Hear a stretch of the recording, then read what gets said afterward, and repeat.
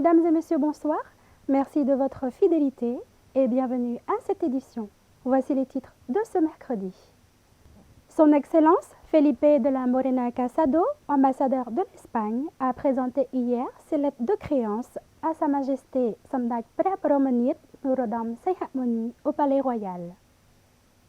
Dans la salle du trône du Palais Royal, le nouvel ambassadeur extraordinaire et plénipotentiaire du Royaume d'Espagne, Son Excellence Felipe de la Morena Casado, a présenté hier ses lettres de créance auprès de Sa Majesté Norodom Sihamoni. Sa Majesté a chaleureusement accueilli le nouvel ambassadeur espagnol et lui a remis un souvenir de grande valeur, une médaille en argent, peinte à la main par des sculpteurs cambodgiens de grand talent, mettant en valeur les motifs floraux de l'ancienne glorieuse tradition khmer. Son Excellence l'ambassadeur du Royaume d'Espagne a remis à Sa Majesté un mémorial du célèbre livre de la mission maritime espagnole du XVIe siècle dirigé par Ferdinand Magellan.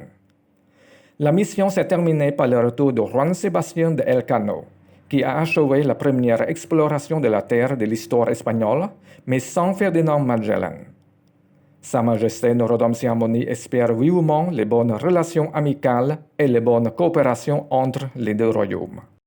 La réunion à huis clos de la réunion des ministres de la Défense de l'ASEAN a débuté hier matin dans la province de Siem Reap sous la présidence de Samdech Pichai Srettey Banh, vice-premier ministre et ministre de la Défense nationale du Cambodge. Dans son discours d'ouverture, Samdech Pichai Srettey Banh a dit qu'au cours des 6 dernières années, la réunion des ministres de la Défense de l'ASEAN était devenue une forum utile pour le dialogue stratégique, le renforcement de la confiance et la coopération régionale afin de maintenir la paix, la sécurité, la stabilité et la prospérité de l'ASEAN. En effet, a poursuivi Samdech Pichai Srettey Banh, alors que la région se remet de la pandémie de Covid-19 et se dirige vers une nouvelle normalité, le paysage sécuritaire actuel dans la région et dans le monde reste fragile et de plus en plus incertain. En fait, la longue guerre russo-ukrainienne, le programme nucléaire de la Corée du Nord et la concurrence géopolitique entre les grandes puissances continuent de poser des menaces et des défis à la paix régionale et mondiale et au développement durable. La réunion des ministres de la Défense de l'ASEAN de cette année et les réunions connexes sous le thème « Solidarité pour une sécurité harmonisée » réaffirment notre engagement collectif à répondre aux défis de notre région avec la solidarité et la cohésion de la réunion des ministres de la Défense de l'ASEAN comme mécanisme clé pour relever les défis de sécurité communs de l'ASEAN, en particulier les problèmes de sécurité non traditionnels tels que les catastrophes naturelles et les pandémies, a dit Samdech Pichai Srettey Banh. Malgré divers progrès dans notre coopération en matière de défense, nous sommes toujours confrontés à de nombreux défis de sécurité traditionnels et non traditionnels. Par conséquent, j'espère vivement que la réunion d'aujourd'hui nous permettra de discuter, d'échanger des points de vue et d'explorer des mesures appropriées et réalisables pour relever ces défis de manière la plus efficace possible. Plus important encore, je crois que la réunion à huis clos ouvrirait la voie au prochain président de la réunion des ministres de la Défense de l'ASEAN pour développer ou préparer leurs ordres du jour qui reflètent les changements rapides des environnements de sécurité mondiaux, renforcer notre engagement envers l'unité et la centralité de l'ASEAN et veiller à ce que la réunion des ministres de la Défense de l'ASEAN reste aux commandes dans tous les aspects de son engagement avec des partenaires externes, a souligné Samdech Pichai Srettey Banh. Le Cambodge accueille la 9e réunion des ministres de la Défense de l'ASEAN à huis clos et la 9e réunion des ministres de la Défense de l'ASEAN+, la réunion informelle des ministres de la Défense ASEAN-États-Unis et la réunion informelle des ministres de la Défense ASEAN-Inde à Siem Reap du 21 au 23 novembre. Son Excellence Chien Wen, président de la Commission de l'économie, des finances, des banques et de l'audit de l'Assemblée nationale a tenu hier la réunion du comité économique de l'Assemblée interparlementaire de l'ASEAN. La réunion du comité économique de l'Assemblée interparlementaire de l'ASEAN, AIPA en abrégé, s'est tenue hier en présence de son Excellent Chien Wen, président de la Commission de l'économie, des finances, des banques et de l'audit de l'Assemblée nationale du Royaume du Cambodge. Les délégations de l'économie de l'AIPA ont approuvé 3 résolutions. La première résolution concerne la promotion de la coopération pour une croissance durable dans la région de l'ASEAN. La deuxième résolution, la promotion de la capacité des petites et moyennes entreprises microéconomiques grâce à la transformation numérique. Et enfin, la promotion de l'utilisation des technologies de l'information numérique du secteur du tourisme pour stimuler l'économie régionale. Le comité économique a réaffirmé son engagement envers les résolutions adoptées lors de la 42e AIPA qui s'est tenue à Brunei Darussalam, portant sur la restauration économique de l'après-Covid-19 et la coopération touristique de l'ASEAN. Les subventions et l'assistance économique sont donc appelées à soutenir le secteur touristique régional. Son Excellence Khoi Sophal, conseiller personnel de Sa Majesté le Roi et ministre d'État chargé des Affaires générales du ministère du Palais Royal, apporte 73 lampes solaires, un don offert par Sa Majesté la Reine-Mère à la Croix-Rouge cambodgienne. Son Excellence Khoi Sophal, conseiller personnel du roi et ministre d'État chargé des Affaires générales du Palais Royal sous la directive de Son Excellence Khon Som-ol, a apporté un don de 73 lampes solaires offertes par Sa Majesté la Reine-Mère Norodom Moninit Sihanouk à la Croix-Rouge cambodgienne. Ce don a été reçu par Lokchum Teo Pomtianthini, secrétaire général de la Croix-Rouge cambodgienne, dans l'après-midi du 20 novembre. À cette occasion, Son Excellence Khoi Sophal a transmis un message par lequel Sa Majesté la Reine-Mère tient à exprimer sa plus chaleureuse gratitude à Samdech Kete Pratbandit Bunrani Hun Sen, présidente de la Croix-Rouge, qui a conduit la Croix-Rouge cambodgienne à recevoir une forte confiance dans la mobilisation des forces humanitaires, la collecte de fonds et le soutien des médias nationaux et internationaux. La richesse a fait de la Croix-Rouge cambodgienne un grand succès au service de la nation, du peuple cambodgien à tout moment et dans toutes les directions.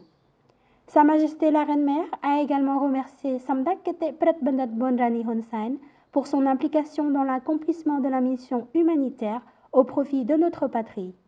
Lokchum Teo Pomtianthini, secrétaire général de la Croix-Rouge cambodgienne, est très enthousiaste de recevoir et a remercié Sa Majesté la Reine-Mère pour ce don qui sera distribué dans les provinces qui seront dans le besoin. Son Excellence Keo Kanyeret préside la cérémonie de clôture de l'atelier sur la transformation numérique organisé par l'Association des femmes cambodgiennes de la paix et le développement du ministère de l'Information. La cérémonie d'ouverture a été présidée par Lokchum Teo Keo Teparangsi Kanyeret, présidente honoraire de l'Association des femmes cambodgiennes pour la paix et le développement du ministère de l'Information, avec 123 participantes. La finalité de cet atelier a pour but de sensibiliser tous les membres de l'association et de guider les personnels de la direction du ministère de l'Information concernant l'utilisation de la technologie. L'atelier s'est clôturé le 22 novembre en présence de Son Excellence Keo Kanyeret, ministre de l'Information. Lokchum Teo Sanaralandi, sous-secrétaire d'État à l'Information et présidente exécutive de l'Association des femmes cambodgiennes pour la paix et le développement, direction du ministère de l'Information, a expliqué ce qui est important dans la révolution numérique de nos jours, c'est de faire comprendre à tous les participants que le gouvernement royal a mis en œuvre la révolution numérique, ce qui signifie que le gouvernement royal est comme un gouvernement numérique. La technologie numérique peut aider le gouvernement à améliorer la capacité du secteur public, à accroître la responsabilité et la transparence. Lokchum Teo a également déclaré que dans l'ensemble, si nous essayons tous de comprendre la révolution numérique, nous pourrons suivre l'évolution rapide de la chaîne mondiale dans tous les domaines grâce à la technologie numérique. Selon la présentation de Lokchum Teo Mam Datali Knight, conseillère et membre honoraire de l'Association des femmes du ministère de l'Information, le Cambodge compte environ 17 millions d'habitants, dont 14 millions sont devenus des citoyens numériques sans le savoir. Son Excellence Keo Kanyeret a déclaré qu'à travers l'atelier sur la transformation numérique, cette opportunité n'est pas pour tous les participants de devenir des experts en technologie numérique, mais d'apprendre que nous pouvons utiliser le numérique pour le travail collectif au sein du ministère. Le ministre a rappelé que dans les années 80, la plus grande préoccupation dans le monde était le fossé technologique entre les pays riches. Les ordinateurs sont utilisés dans presque tous les foyers et les pays pauvres n'ont pas accès à ces technologies. Mais au début du XXIe siècle, on ne s'inquiète plus de ce fossé technologique, on s'inquiète désormais du fossé Internet entre les populations urbaines et rurales. Mais d'ici quelque temps, l'utilisation d'Internet sera presque partout. Utiliser la technologie, c'est comme utiliser la langue. Si nous savons comment utiliser la technologie, notre façon de penser changera beaucoup.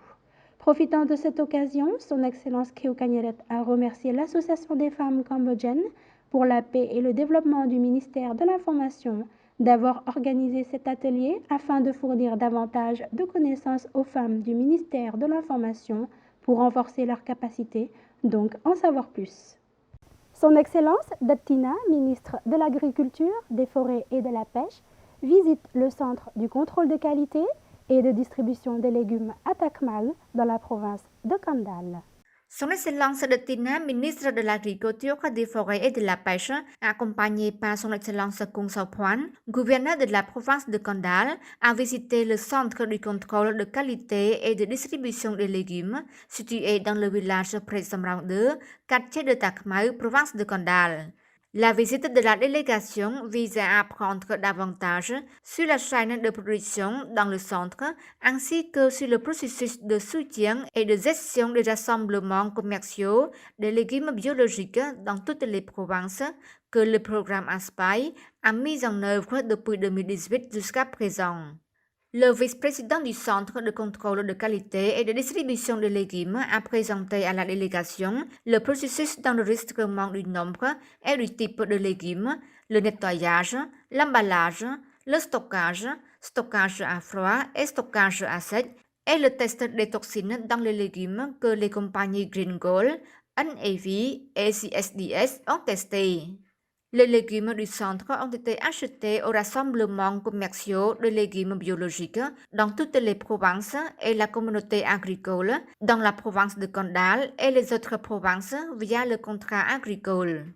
Après avoir écouté la présentation du vice-président du centre, Son Excellence le ministre de l'Agriculture, Daptina, a donné quelques recommandations telles que la production doit avoir un contrat clair et précis avec les agriculteurs afin qu'ils ne manquent pas de marché et perdent la confiance dans la production.